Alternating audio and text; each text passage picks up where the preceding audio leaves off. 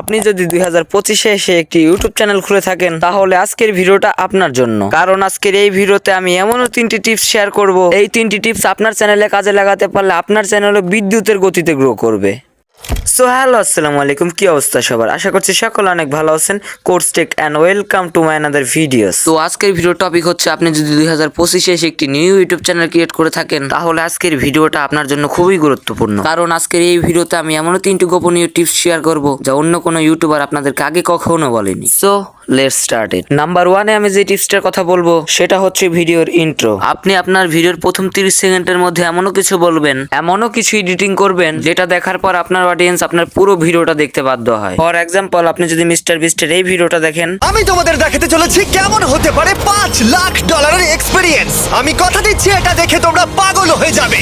এখানে mister beast তার ইন্ট্রোতে বলেছে, আমি তোমাদেরকে দেখাতে চলেছি $5 লাখ এক্সপেরিয়েন্স। আপনিও যদি মিস্টার বিস্টের মতো প্রথম 30 সেকেন্ডের মধ্যে এরকম কিছু করে দেখাতে পারেন তাহলে আপনার ভিডিও মানুষ বেশি সময় ধরে দেখবে, আর একজন অডিয়েন্স বেশি সময় ধরে ভিডিও দেখা মানে চ্যানেল তাড়াতাড়ি গ্রো হওয়া। নাম্বার 2, আমি যে টিপসটার কথা বলবো সেটা হচ্ছে ভিডিওর থাম্বনেল। আপনি যদি লক্ষ্য করেন, আপনি যখন ইউটিউবে ভিডিও দেখতে যান সর্বপ্রথম কোন ভিডিওতে ক্লিক করেন? আমি বলি আপনি নিশ্চয়ই ভিডিওর কোয়ালিটিফুল থাম্বনেল দেখে ক্লিক করেন। হ্যাঁ, এখানেই হচ্ছে মূল খেলাটা। আপনিও যদি কোয়ালিটিফুল থাম্বনেল ভিডিওতে অ্যাড করাইতে পারেন তাহলে 100% আপনার অডিয়েন্স আপনার ভিডিওতে ক্লিক করবে, আর একটা ভিডিওতে বেশি অডিয়েন্স ক্লিক করা মানে ভিডিও ভাইরাল হওয়ার সূত্র। 3 নাম্বার টিপস যেটা আমি দিব সেটা হচ্ছে ভয়েস কোয়ালিটি। আপনার ভিডিওতে যদি ভয়েস কোয়ালিটি ভালো থাকে তাহলে অডিয়েন্সদের বুঝতে সুবিধা হবে এবং মনোযোগ দিয়ে সম্পূর্ণ ভিডিওটি দেখবে। আর আজকের এই 3টি টিপস যদি আপনি কাজে লাগাতে পারেন তাহলে আপনার চ্যানেল গ্রো করা থেকে কেউ আটকাতে পারবে না।